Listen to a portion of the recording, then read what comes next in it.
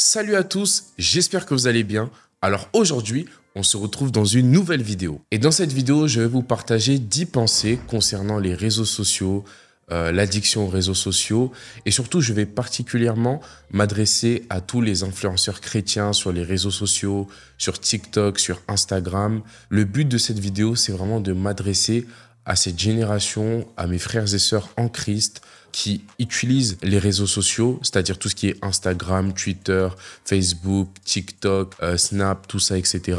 Vraiment, mon but, c'est de vous partager ma pensée concernant les réseaux sociaux. J'utilise les réseaux sociaux, donc je ne pense pas que voilà, les réseaux, c'est mauvais, ça vient des fins fonds de l'enfer, etc. Pas du tout.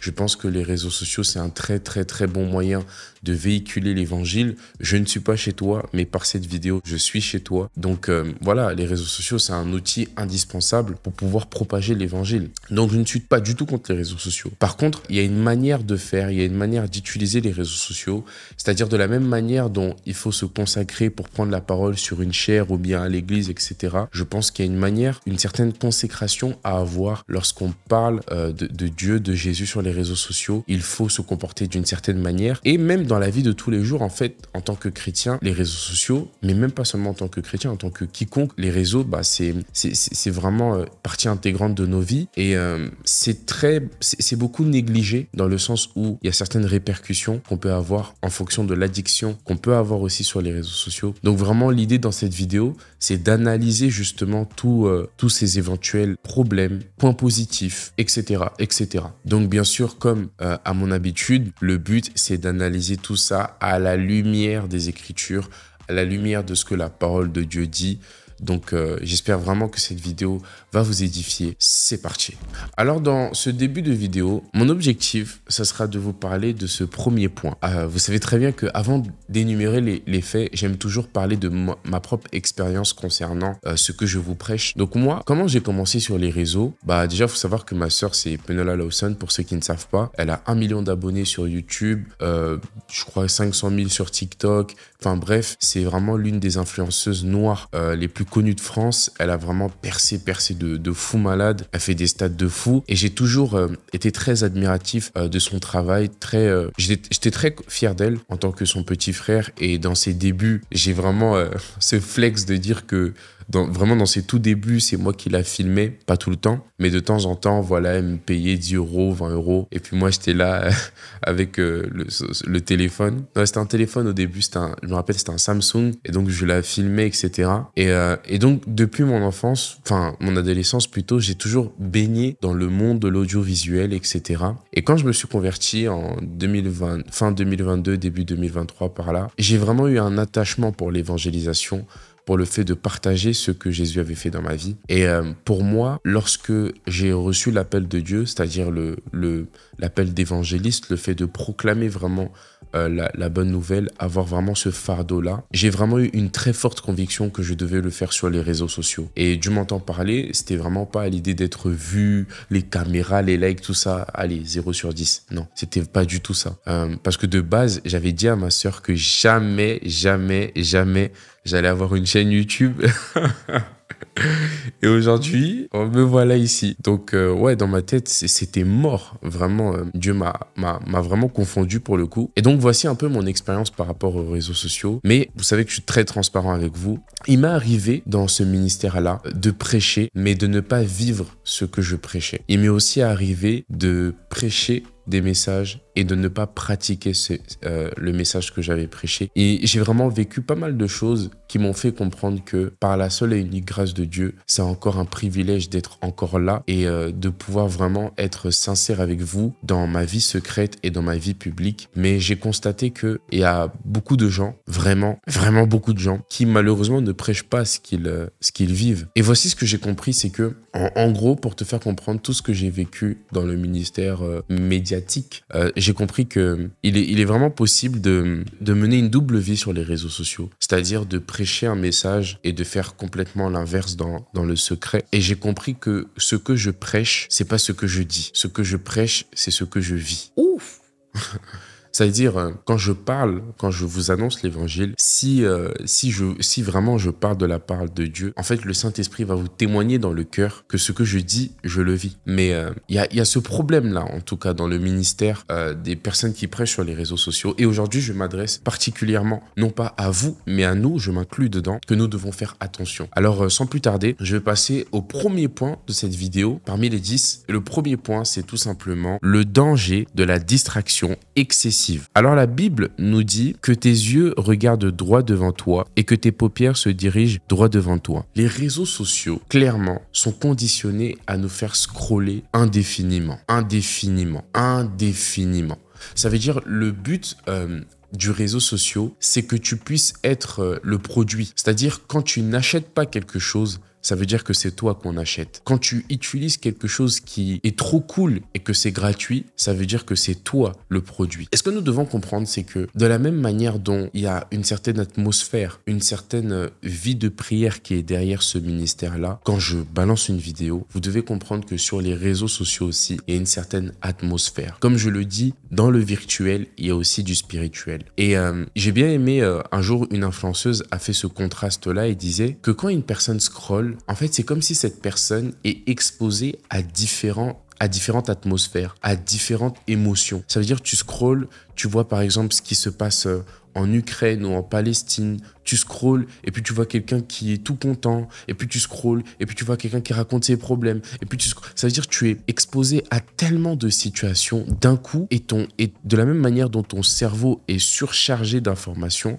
en fait ton esprit aussi est exposé à trop de choses inutiles. Et tu dois comprendre que tes yeux sont la fenêtre de ton âme, et que à chaque fois que tu t'exposes à une vidéo, tu t'exposes à un réseau social, bah en fait tu exposes ton âme. C'est pas seulement tes yeux que tu exposes ton âme, et ton âme, tu dois veiller sur elle. En fait, tu dois la garder, tu dois la protéger, parce que ton âme est sensible. Et donc, c'est pourquoi par exemple, il y en a, ils sont en dépression et du coup ils scrollent, mais le scrollage n'avantage en rien la restauration ou bien la guérison de la dépression, tu vois.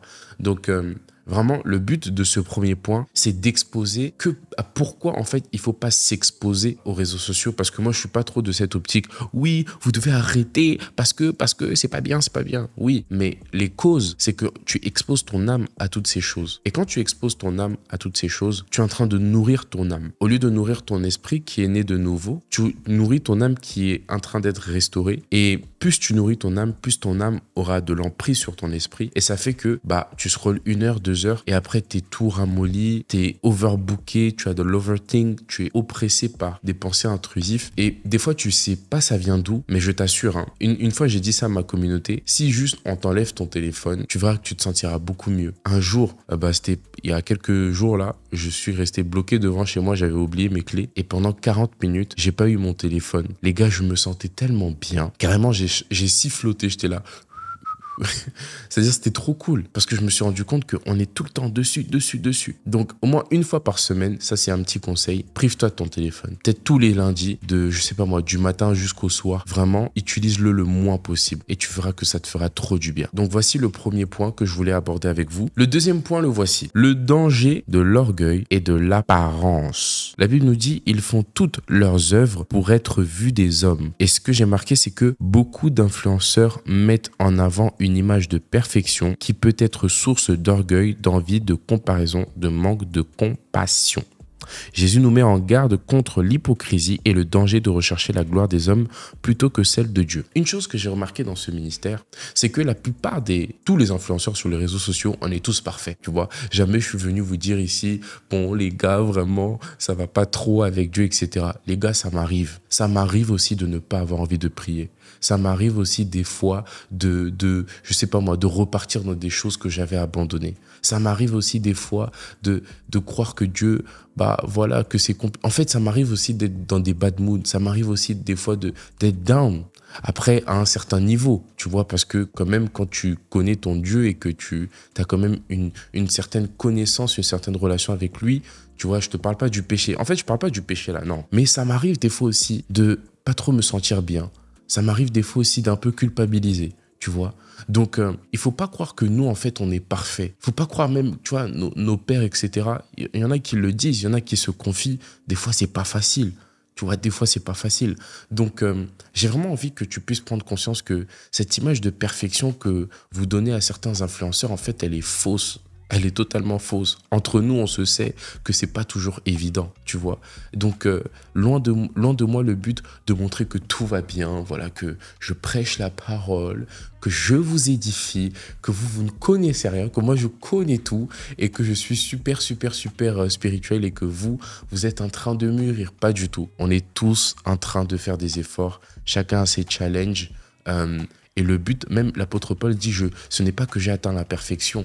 Donc si Paul n'avait pas atteint la perfection, c'est qu'il y avait des choses encore, peut-être dans son caractère, peut-être dans sa manière de méditer, enfin je sais pas. Mais il y avait quelque chose qui demandait forcément plus d'efforts et du coup plus de mort à soi, ce qui est compliqué, tu vois. Donc vraiment, je me répands si tu pensais que j'étais parfait parce que pas du tout, absolument pas. J'ai des défauts. Par exemple, un défaut que je peux te donner, c'est que des fois, ça m'arrive de procrastiner, de remettre les choses à demain. Ouais, tu vois, ça m'arrive des fois d'avoir la flemme aussi de faire quelque chose. Des fois, ça m'arrive aussi de traîner des pieds. Des fois, quand Dieu me parle, je me dis... Bon, voilà, Seigneur, franchement, j'ai un peu là. Ça m'arrive. Mais par la grâce de Dieu, chaque jour, on écoute la parole, on prie et de gloire en gloire, on est transformé à l'image de celui qu'on contemple.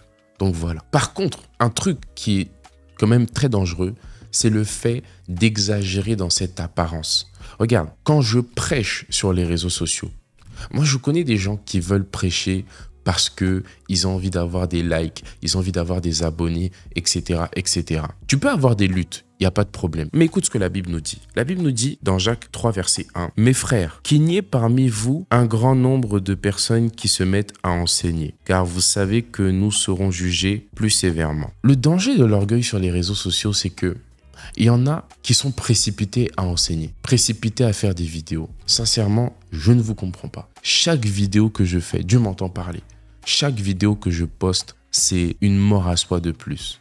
C'est une consécration de plus. C'est une obéissance de plus.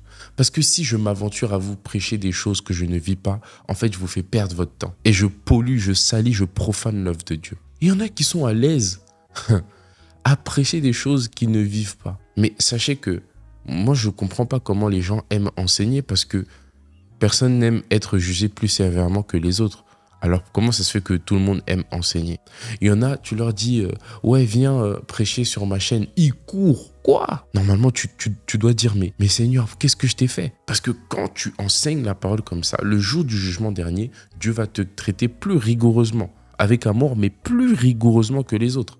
Donc, une chose que nous devons faire attention, mes frères et sœurs, c'est que l'apôtre m'a dit un jour, l'apôtre Ivan, il m'a dit, je voulais faire une vidéo sur les hôtels familiaux, et il m'a dit, ne fais surtout pas cette vidéo. Tu n'es pas établi encore pour faire cette vidéo-là. Et Dieu merci, il m'a vraiment donné la réponse. Tu vois, c'est ça qui est bien dans le leadership, c'est que quand tu déconseilles à quelqu'un de faire quelque chose, il faut lui donner la raison. Pas tout le temps, mais c'est mieux. Et il m'a dit, en fait, tu n'es pas mandaté à faire cette vidéo parce que à chaque fois que tu donnes un message, bah, en fait, le monde spirituel vient éprouver pour voir si tu es le message. Donc, si tu dis aux gens, arrêtez l'impudicité, ok, les gens vont arrêter. Mais les esprits qui ont entendu ça, ils vont dire, ok, on va voir si toi-même tu pratiques ce que tu dis. Et c'est comme ça, il y a des gens, après avoir condamné une chose, indexé quelque chose, bah, eux-mêmes se retrouvent à tomber dans la chose, tout simplement parce qu'ils sont éprouvés par ce qu'ils prêchent. Alors, ne pensons pas que prêcher sur les réseaux sociaux, c'est un sujet de gloire, de fame, etc. Puis, cette chaise-là, c'est comme la chaise d'un condamné. Ça veut dire, je dois vraiment faire attention à ce que je vous dis. Donc, voici le deuxième point. Troisième chose, du coup, qui succède la seconde, c'est l'hypocrisie des influenceurs. Alors ça, vraiment, c'est très grave, hein, très très grave. Ils prétendent connaître Dieu, mais ils le renient par leurs œuvres. De nombreux influenceurs prônent des valeurs spirituelles ou des pratiques religieuses sans les vivre. Là, vous sentez un peu de ChatGPT, hein, sincèrement, on va pas se mentir. De nombreux influenceurs prônent des valeurs spirituelles ou des pratiques religieuses sans les vivre eux-mêmes. Ce contraste entre action et parole est dénoncé dans la Bible comme une forme d'hypocrisie.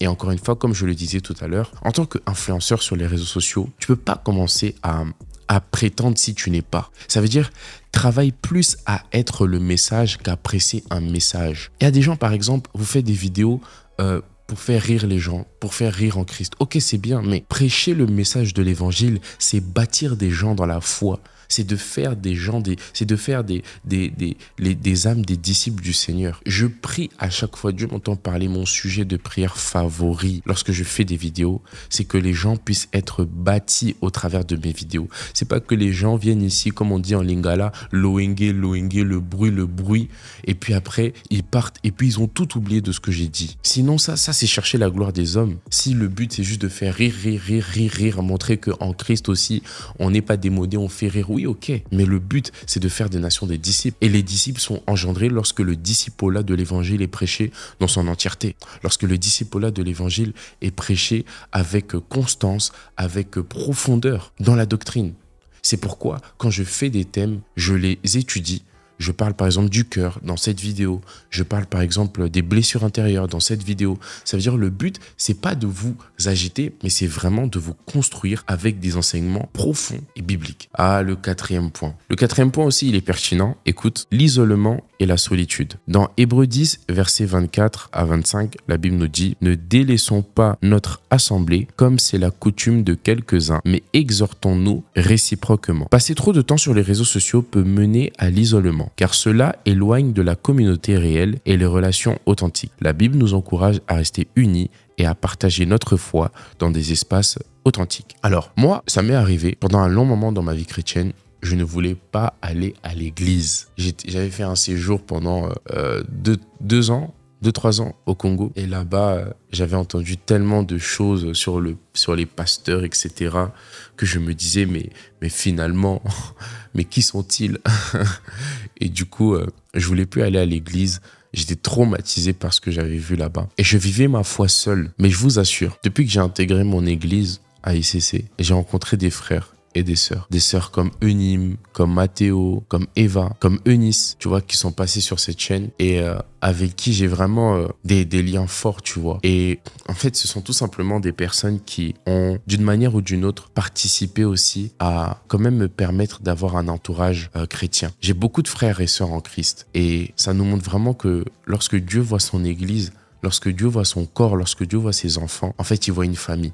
Et le fait d'être tout le temps sur les réseaux sociaux, ça fait que tu ne prends plus le temps d'avoir une véritable communion fraternelle avec tes frères et sœurs. Et un conseil que je peux te donner, vraiment, c'est que quand tu commences à beaucoup scroller, quand tu commences à beaucoup être sur les réseaux sociaux, en fait, c'est pas un problème d'être sur les réseaux sociaux et c'est même pas un problème de scroller. Mais fais toujours en sorte que, même dans ce monde digital, tu puisses être en contact avec quelqu'un. Moi, par exemple, à chaque fois que je suis sur mon téléphone, souvent je fais des lives sur TikTok, comme tu peux le voir, ça m'arrive de faire des lives, je fais plein de lives sur TikTok, ou sinon je vais être sur Instagram en train d'envoyer des vocaux, de challenger mes frères et sœurs, de challenger les gens qui me suivent. Je passe ma vie à faire ça, à challenger les gens, à appeler les gens, à encourager les gens, à féliciter les gens, à reprendre les gens, à exhorter les gens, etc. Pourquoi? Parce que je dois être sur les réseaux sociaux parce que les gens y sont. Mais si j'y suis, alors je vais aider les gens à être édifiés et bâtis dans leur foi. Donc quand tu es sur les réseaux sociaux, n'y sois pas pour toi, sois-y pour les autres. C'est comme ça se dit, non, c'est ça, sois-y pour les autres. Sois là pour les autres, quoi. Sois une source de bénédiction. Par exemple, tu vois, là, je suis sur les réseaux, mais je suis une source de bénédiction pour toi. Donc, sois une source de bénédiction pour moi et pour les autres. Donc, quand tu es sur les réseaux, encourage les gens, appelle les gens, félicite les gens. Si tu vois que quelqu'un, je sais pas moi, s'est marié, envoie-lui un... C'est-à-dire, soit sur les réseaux, oui, mais toujours avec cet esprit de famille. Pas égoïste, de manière égoïste, à passer des heures en train de scroller que pour toi. Non. Tu peux par exemple envoyer des prédications aux gens. Il y a beaucoup de gens que j'ai beaucoup aidés comme ça, en leur envoyant des prédications. C'est-à-dire, fais un ministère où tu es sur les réseaux sociaux, mais tu cherches quand même à unifier le corps du Christ. Ah, le cinquième point aussi. Le cinquième point, il est très fâcheux. Hein. Il est très, très fâcheux. Le piège de la comparaison et de l'envie. Dans Galates 6, versets 4 à 5. Que chacun examine ses propres œuvres. Et alors, il aura de quoi se glorifier pour lui-même et non par rapport à autrui. Sur les réseaux sociaux, la tendance à se comparer constamment aux autres peut engendrer de la jalousie, de l'envie et une perte de gratitude. La Bible nous invite à nous concentrer sur notre propre chemin sans chercher à rivaliser avec autrui. Vraiment, je vais vous faire une confidence. Je commence à en avoir assez marre contre les gens qui sont en carrière dans le ministère. Franchement, on en a marre. On en a marre. Tout le temps. On en a marre. Tu vois, il y a des gens qui sont en train de faire une carrière. Ils sont pas en train de servir Dieu. Ils font une carrière. Tu vois, ils ont peur d'échouer dans la vie. Et du coup, Dieu, c'est devenu leur pépé, leur tonton. Et ils se servent de Dieu au lieu que Dieu puisse se servir d'eux. Alors, ils se servent de Dieu. Et puis, il dit, allez, Dieu, viens ici. Mets-toi devant moi. Et comme ça, eux, ils parlent avec Dieu. Alors, vous voyez, Dieu, il est comme ceci, il est comme cela. Frère, il y a des gens sur les réseaux sociaux qui sont pas en train de faire la mission. Ils sont en train de faire une carrière professionnelle. Ils sont comme dans le monde séculier. Ça veut dire, tu vois, il y en a qui sont, je sais pas moi, agents de sécurité. Il y en a qui sont agents ferroviaires. Il y en a qui sont caissiers. Il y en a qui sont PDG. Et il y en a, c'est-à-dire, ils se sont appelés eux-mêmes sur les réseaux sociaux. Déjà, personne ne les a mandatés. Ils sont pas sous une autorité. Ils sont pas dans une église. Et en plus de ça, ils sont en train de faire une carrière. Comme un jour, il y a quelqu'un qui m'a dit, oui, Clinton, tu devrais commencer à faire ça et ça sur ta chaîne, etc. Ça pourrait te rapporter plus d'abonnés. Mais c'est pas ça l'objectif, c'est pas ça l'objectif. Je suis pas en train de faire une carrière, je suis en train de servir Dieu. Donc il y en a, tu vois, ils aimeraient faire comme toi. Pourquoi? Parce qu'ils se disent, ah mais ça te rapporter beaucoup d'argent, ah mais ceci, ah mais cela. Mais ça c'est une carrière ça. Donc dis seulement que ouais, en fait tu veux être influenceur pour l'argent. Il faut le dire. Bien sûr. Et voilà. Et ok, il n'y a aucun problème avec ça. Mais pour ça, tu n'as pas besoin de Jésus. Tu n'as pas besoin de Jésus pour avoir de l'argent. On n'a pas besoin de Jésus pour réussir. Il y a des gens qui sont dans le monde qui n'ont pas Jésus, ils ont réussi. Donc dans ce cas, laisse Dieu tranquille et fais ton histoire. On n'est pas en train de faire une carrière. On est en train de servir Dieu ici. Monsieur, monsieur, mets-toi à côté. Tu n'es pas avec nous. Alors c'est ce que j'ai mis, hein. La comparaison. Tu vois, il y a des gens, ils sont en mode ah moi j'aimerais bien être comme... Il y a un gars que je connais. Lui, tout ce que je fais, il fait. Si tu essayes de rentrer dans la bénédiction de Moïse et du peuple d'Israël sans que le Dieu qui a séparé la mer Rouge en deux t'ait mandaté pour les accompagner, tu vas essayer d'entrer dans la bénédiction de l'autre, mais la mer Rouge va se refermer sur toi et tu vas mourir. Après, tu vas dire, le diable m'attaque. Ah. Alors, mon frère, ma sœur, ne sois pas jaloux. Sois pas jaloux. La Bible dit, tout ce qu'un homme reçoit, il le reçoit du ciel. Ça veut dire quand tu jalouses quelqu'un, tu jalouses ce que Dieu lui a donné. Moi, j'ai jamais prié pour que je puisse avoir tout ce que j'ai aujourd'hui. Jamais. J'ai fait aucune prière pour être là, ici. Jamais. Jamais. C'est le don de Dieu, en fait. Et donc, tu jalouses quelqu'un qui ne sait même pas comment il a fait pour être là.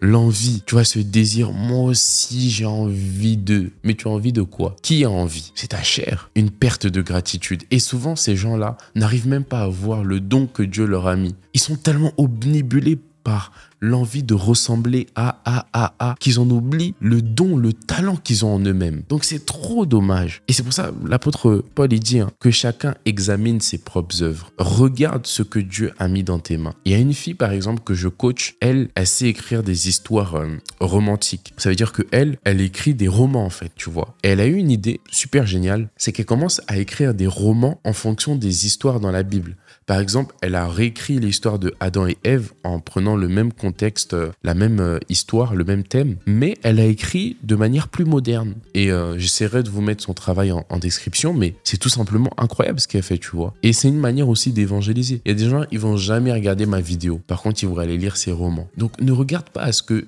quelqu'un a. Vois ce que Dieu a mis en toi. Et Dieu ne peut pas t'avoir envoyé sur cette terre sans t'avoir communiqué un don. Parce que tu as de la valeur aux yeux de Dieu et tu as une valeur en toi aussi. Alors voilà par rapport au 6e point. Bon, avant de passer au 6e, j'aimerais parler aussi de la rivalité. Est-ce que tu es à l'aise avec le fait, toi qui es influenceur sur les réseaux, est-ce que tu es à l'aise avec le fait que quelqu'un qui fasse plus de vues que toi, vous faites le même travail, mais il fait plus de vues que toi. Imagine là, demain, là, ton compte Instagram, ton compte TikTok ou ta chaîne YouTube, elle saute. Quelqu'un vient, il la pirate. Est-ce que tu seras toujours serviteur de Dieu? Est-ce que tu vas toujours continuer à servir Dieu, à aimer Dieu? Question. Un jour, Dieu me l'a posé. Il m'a dit, si un jour je prends ta chaîne, est-ce que tu vas continuer à me servir? J'ai dit, Seigneur, oui, oui, je le veux. Bien sûr que oui. Quoi? De toute façon, j'ai dit, un jour, je vais vous faire une vidéo où je vais vous raconter comment j'ai tout commencé sur YouTube, etc. Comment j'ai commencé à servir Dieu. Ça date pas de YouTube. Mais non, ça date... Je faisais du porte-à-porte dans évangélisation dans les rues. J'ai fait... Tu vois, donc juste pour dire qu'au final, rivaliser avec quelqu'un, c'est rivaliser avec ton orgueil. Parce qu'il n'y a personne qui fait les choses par lui-même. On fait tous les choses par la grâce de Dieu.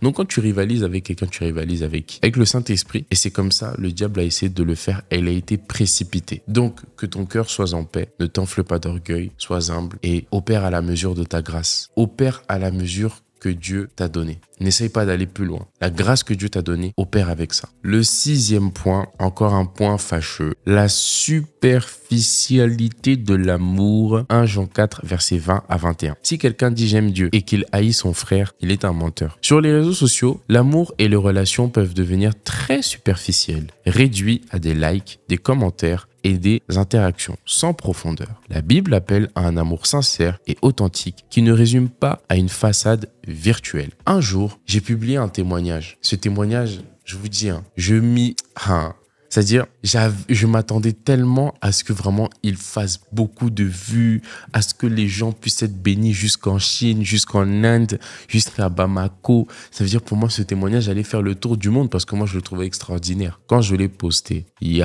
dit, mais... Ou bien, on n'a pas tous les mêmes oreilles. Et dans mon cœur, j'ai été sincère avec vous, dans mon cœur, j'étais en mode, mais Seigneur, mais pourquoi? Mais Seigneur, tu m'as abandonné ou quoi? Alors qu'il y avait des gens il y avait des milliers de personnes qui avaient été bénies. Mais moi, j'étais en mode, non mais Seigneur, il n'y a pas eu beaucoup de vues, il n'y a pas eu beaucoup de likes. Mais tu le fais pour qui? Tu le fais pour qui? Si un pécheur est sauvé, au ciel, c'est pas des milliards, c'est des myriades et des myriades. Ça veut dire, pour dire en gros l'infini, ce qu'on ne peut pas compter. Donc, c'est plus de milliards et des milliards et des milliards, des milliers, des milliards, des milliers, des milliards d'anges dans le ciel. Le Père, le Fils, le Saint-Esprit dans le ciel qui se réjouit, les séraphins, les archanges, les anges, les 24 qui se réjouissent de la conversion d'un pécheur qui se répand, qui demande pardon pour ses péchés. Et au lieu de voir à ça, nous, on va au like. Alors là, vraiment, que Dieu ait compassion de nous. Vraiment, c'est pour ça, après cette vidéo, si tu es un influenceur, ou même pas, si tu as déjà éprouvé ce sentiment et que tu es encore dans ça, allons pleurer après cette vidéo. Allons pleurer sur nos cœurs. Parce que ça fait mal à Dieu de voir qu'on n'a pas le même cœur que lui. Que lui se réjouit, même pour une personne qui entend ce message, qui entend l'évangile de Jésus, et Dieu se réjouit. Mais nous, on est en mode, non mais les statistiques. Aïe, aïe, aïe, aïe, que Dieu nous aide. Alors on est superficiel de notre amour, tu vois. On fait des vidéos et quand les gens répondent à nos vidéos en mode il y a tellement de messages qu'on ne peut pas répondre. Ok, alors prends des frères et sœurs, crée un groupe de service client, on va dire, entre guillemets, tu vois, parce que c'est pas des clients, c'est des frères et sœurs, mais crée un groupe où vous allez répondre en fait aux gens, où les gens en fait vont t'aider à aller répondre à tes messages. Moi, c'est ce que j'ai fait. J'ai un groupe d'admis qui m'aide à répondre à tous mes messages. Parce que quand je fais l'œuvre de Dieu, je ne le fais pas pour les vues. Donc quand les gens me posent des questions derrière, il faut que ces personnes aient des réponses. Quand les gens viennent me dire « je lutte avec tel péché », il faut que ces personnes aient des réponses. Parce que ce ne sont pas des robots. Et l'amour de Dieu te poussera justement à mettre ces choses-là en place plutôt qu'à faire des vidéos et puis après j'oublie le monde, puis j'oublie le monde. Non, c'est pas comme ça. Je prêche et puis après j'aide les gens à sortir de là où ils étaient enfermés, emprisonnés. Donc voilà. Et puis il dit, sur les réseaux, l'amour et les relations peuvent devenir très superficiels. Notre amour est devenu, d'ailleurs je vais parler aussi de l'amour, notre amour est devenu superficiel. La Bible dit, si quelqu'un dit « j'aime Dieu », mais qui déteste son frère, c'est un menteur. Parce que le Dieu que je ne vois pas est caché dans le frère que je vois. Et si je n'arrive pas à aimer mon frère que je vois, comment je prétends aimer le Dieu que je ne vois pas, alors que le Dieu que je ne vois pas est à l'image de celui que je vois? Et du coup, on est là, main levée, cœur ouvert, quand nous prions, nous t'élevons plus haut. Mais notre frère là, celui qui te fait du mal, celui qui t'a trahi, celui qui t'insulte, tu ne l'aimes pas. Dieu, quand il entend ta louange, il dit non, il faut aller arranger avec lui. Non mais Seigneur, non, il faut aller arranger avec lui. Donc c'est ça, sur les réseaux sociaux, on est champion en ça. On a vraiment de la compassion, on va évangéliser, on donne SDF, etc. Mais nos cœurs sont remplis d'animosité, de disputes, de querelles, de calomnies, de mensonges. Je ne sais pas pourquoi le Saint-Esprit me pousse encore à parler du cœur, mais tu vois, pleurons vraiment sur nos cœurs. Aïe, aïe, aïe, aïe, aïe. Le 7e point. Non, je suis désolé aujourd'hui, je ne suis pas venu te faire trop rire. Mais voilà. Le 7e point, le pouvoir destructeur de la langue. La Bible dit, la langue est un feu. C'est le monde de l'iniquité. La langue, voilà. La Bible dit, cette langue-là, c'est the world of the sins. C'est le monde de l'iniquité. C'est une dinguerie de dire ça, Jacques. Les réseaux sociaux amplifient le pouvoir des paroles permettant aux gens de propager la haine, les mensonges et la médisance à grande échelle. La Bible met en garde contre le pouvoir de la parole qui peut être utilisé pour le bien comme pour le mal. Il y a des gens, des polémiques, et puis tu vas en commentaire, et puis tu insultes. Tel pasteur a fait ceci. Tel pasteur a fait cela. En fait, vous travaillez mieux que le diable. Regarde, à la fin des temps, moi personnellement, j'ai la conviction que Dieu va même aller récupérer certains messages, certains tweets qu'on a sortis sur les réseaux sociaux et il va nous montrer ça. Il va dire, donne-moi une explication sur ce que tu as écrit ici. On ne lit plus. Allez. Lis. Pour moi, la langue, quand on parle de la langue, dans notre siècle présent, c'est nos messages. Des messages virulents, des messages de polémique. Il y a des gens, par exemple, dès que vous apprenez des scandales, vous allez en commentaire, Balthazar, des bêtises comme ça, des choses minables. Et donc, on est devenu des grosses commères sur les réseaux sociaux et ça fait que dès qu'il y a une polémique, hein, tu vois, là en ce moment, il y a une fille, par exemple, voilà, il lui est arrivé des tracas. Et puis, on est chrétien, mais on est aussi sur la place publique en train de commenter des choses vraiment aïe, aïe, aïe. Et la Bible nous dit que tout ça, c'est, tu vois, c'est dans la langue. Mais c'est de l'abondance du cœur que la bouche parle. Donc, revoyons nos cœurs. Tu vois, je parle encore du cœur. Revoyons nos cœurs, en fait. Demandons à Dieu, Seigneur, sonde-moi. De toute façon, je ne peux rien te cacher. Tu es le Dieu qui voit tout. Tes yeux parcourent la terre. Donc, Seigneur, sonde mon cœur. S'il y a quelque chose, une racine qui n'est pas de toi, enlève cette racine. Et tu vois, c'est ce qu'on fait. On est là sur les réseaux. On commente. Tu vois, même il y a des gens. Ah, vraiment, ils arrivent les réseaux sociaux amplifient le pouvoir des paroles. Comme maintenant, on peut tout dire. Tu vois des influenceurs qui se permettent de parler mal des autorités. Il y a une certaine église, par exemple, qui a beaucoup eu de polémiques, etc., etc. Et des chrétiens se sont permis de venir parler sur la place publique, d'étaler leur linge sale. Mais vous devez savoir quelque chose. Après, on dit oui, mais il faut exposer aussi parce que sinon, ok. Mais tu sais que dans le gouvernement aussi, il y a des dingueries qui se passent. Mais est-ce que tu les vois se balancer entre eux? Dans les autres religions, est-ce que tu vois des trucs comme ça? Parce que le linge sale se lave à l'intérieur. On n'a pas besoin d'exposer les choses en pleine rue pour que les gens puissent se repentir. Et vraiment, tu penses vraiment que c'est en exposant les gens qui vont se dire « Ah bah oui, t'as raison. Ah bah là, je vais changer. » Mais bien au contraire, tu vois. Donc, il faut vraiment veiller à ça. Internet n'oublie rien. Même le monde le dit. Internet n'oublie rien. Donc, fais attention lorsque tu commentes, lorsque tu prends la parole sur les réseaux sociaux, assure-toi déjà que ce que tu dis est biblique parce que pour chaque vaine parole que les hommes auront prononcée, ils auront un compte à rendre par rapport à ça. Donc, la bouche, tu vois, les paroles, il faut veiller quand tu es influenceur chrétien ou lorsque tu veux parler de Dieu sur les réseaux, à vérifier que ce que tu dis est biblique et appuie-toi sur des versets. Pas un verset, 2 ou 3 versets. Tu vois, là, par exemple, j'ai donné des versets, mais je peux t'en sortir encore plein qui confirment ce que je suis en train de dire. Tu comprends? Donc voilà, quand tu veux évangéliser sur les réseaux sociaux, prends des versets et puis prêche avec ça. Le 8e point, c'est l'illusion de la richesse et du succès. 1 Timothée 6, versets 9 à 10. Car l'amour de l'argent est la racine de tous les maux. Tu vois, il y a des gens... Déjà, quand tu vas sur YouTube, tu cliques sur la vidéo, vous êtes pauvre, vous êtes en CDI, et puis vous gagnez 1008 par mois et vous voulez devenir millionnaire, rejoignez ma formation. C'est-à-dire ce monde vraiment nous fait croire que nous fait croire que si tu travailles et que tu gagnes moins de 3000 €, tu es pauvre. Ce monde nous fait croire que si tu n'es pas à Dubaï avec des big Lamborghini, Rolls-Royce, Dublin, Berlin, si tu n'es pas avec des grosses montres, des Rolex en or, si tu n'as pas tout ça, le monde te fait c'est même pas une Rolex en or, mais le monde te fait croire que tu es pauvre. La vraie richesse, c'est la vie éternelle. La vraie richesse, elle est en Jésus.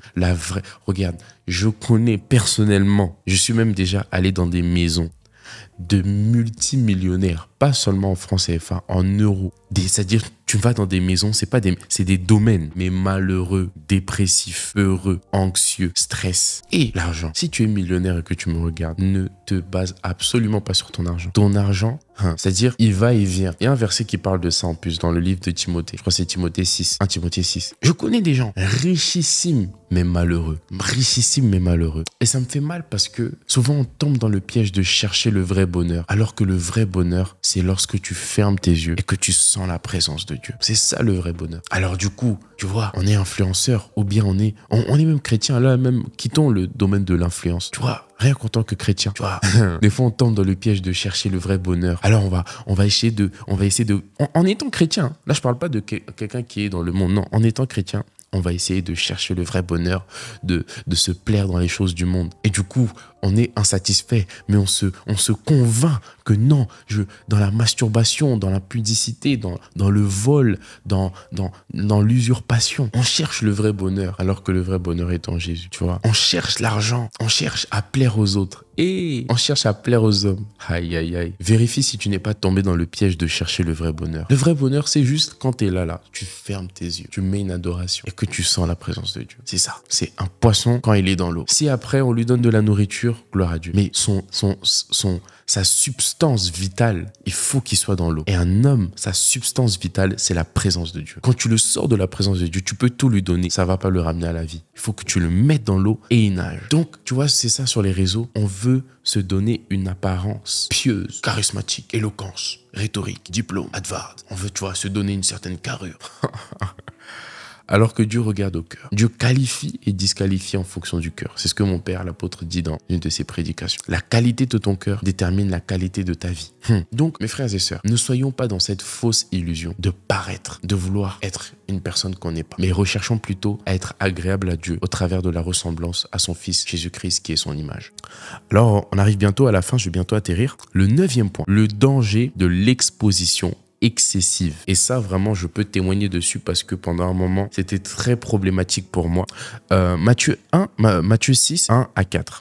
Lorsque tu fais l'aumône, que ta main gauche ne sache pas ce que tu fais. L'auto-exposition sur les réseaux sociaux peut être une manière de chercher l'attention des hommes, ce qui est contraire à l'humilité enseignée par la Bible.